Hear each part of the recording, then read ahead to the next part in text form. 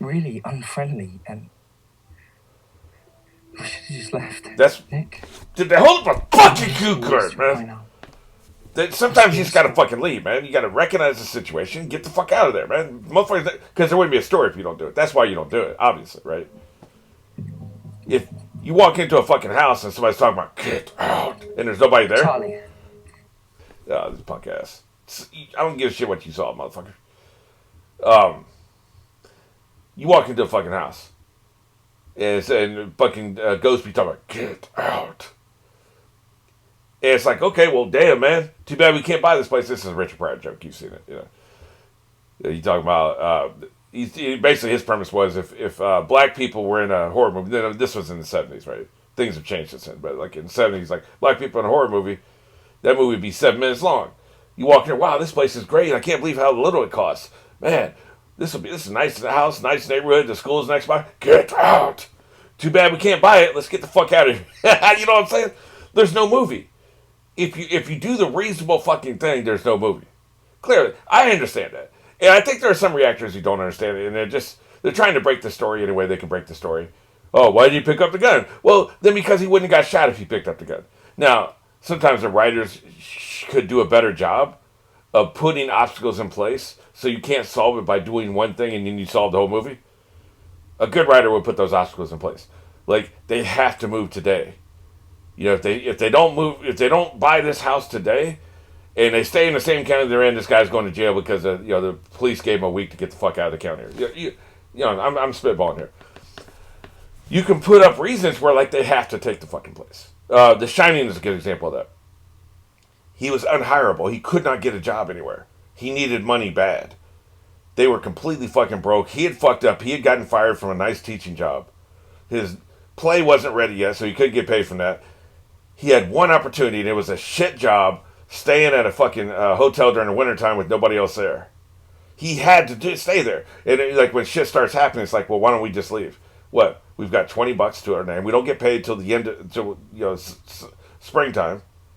We're not getting money. We're going to get a shit ton of money because we're eating off their food for 3 months. Imagine this. Like, say you're broke. You get free room and board for 4 months, and all your meals are paid for 4 months, which means you're not spending a dollar for 4 months. Okay, you're not spending any money on anything for 4 months. Then at the end of that, you get paid for 4 months of work. And back then, this was the late '70s. We'll throw a number out there. Let's say it was $30,000, half a year's salary, essentially. Because it's basically they had to do a lot of chores. He's watching the place. It's full time job. So you're getting $30,000 and you don't have to pay for room and board, or you have no expenses, nothing, utilities, nothing for 4 months. Man, that would change your fucking life, man. Basically, you saved up money, like you got paid everything you got paid. None of it had to go back out, right? You get paid a lump sum, and after that 4 months, their job situation cooled off now, and with a great recommendation for having done this good job, you can get a new job. There were so many fucking reasons baked into this why they had to stay at this fucking place, this life-threatening place that was going to kill them. They had to stay there because they were down to their last chance. There were so many practical, fundamental reasons. Nobody could argue with these reasons. Like they were going to be homeless. He had a wife and a young kid. She had no job skills. And so he had just gotten fired. Nobody was going to hire him. He goes off the market for 4 months, gets a great recommendation from the people that run this place. They're rich. They got connections. They'll get him a new job. Plus, he gets paid and he has no expense for 4 months. Like no, you see, like you cannot fucking leave that job. If you fuck this up, you might as well just put a gun in your mouth, man. Or you're gonna be homeless. You got a wife and kid. She's gonna leave your ass and take the kid with her and find somebody who's not a broke loser. You know what I'm saying? So that's how you bake it into the story that you have to stay. That's how you bake it in. So and so many writers just they don't have time, especially if they're on a TV budget, especially a network TV time budget. This kind of thing, they work on like Netflix. I'm sure they have deadlines, but still, they work on it until they're done, and then it comes out at some point, and it all comes out at once. It's a different schedule. I don't know anything about that schedule. I stopped going to the American film market before this scheduling model was put in place where people could tell me, because people told me all kinds of behind the scenes secrets of shit, like the standard format that people have been using for years. Even the 13 episode foreign markets, I know a lot about that. I don't know the streaming same day delivery market. I don't know what the production cycle is on that, so I have no idea. But like, if we just keep it to network TV for a minute, you basically you break the story, okay, and that takes about 3-4 days. Then you have 3 or 4 days to write a first draft, and so they say they're going to break 4 stories at once. So they break the stories, and they break 4 stories at once, and there's 8 writers in the writers' room, okay. Some of these writers are still working on second, third, fourth drafts of other scripts, but they're all in here. They're all pitching ideas. They break 4 stories. Okay, you 4 writers, each one of you takes one of these stories you broke. You go off, you write it. You other 4, or however other many people in the room, go back and do these revisions from previous episodes. Okay, fine. So you have 3 or 4 days to write your first draft.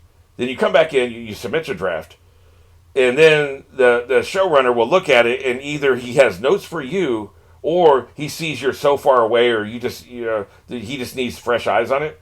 He gives it to somebody else. So either he gives you notes, you go back and you work on it some more, or he gives it to somebody else. Either way, we're talking about another 3 or 4 days. Okay. The end of the second draft, they're usually ready to start trying to produce a script. Sometimes third draft, maybe we do that cycle one more time. So essentially, what we're talking about is a 3-week writing cycle for one script. So they don't always have time to close every loop. They're just trying to get this function. Okay, this is consistent with what's coming before. It's consistent with what's going to come next. It's a story in and of itself. It has all the act breaks. You need the act break cliffhangers.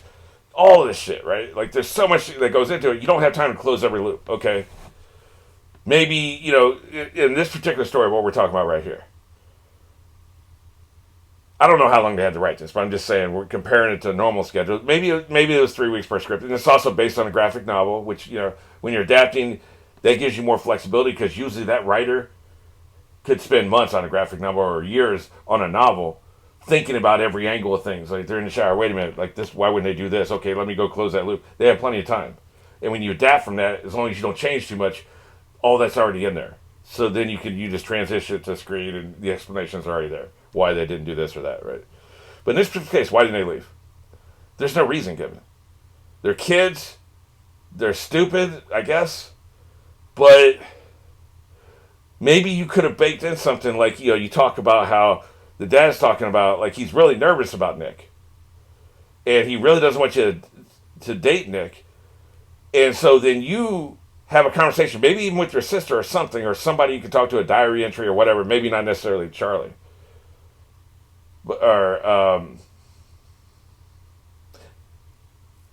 maybe not necessarily with Nick, right? You may not want to have this conversation with him. That could be problematic.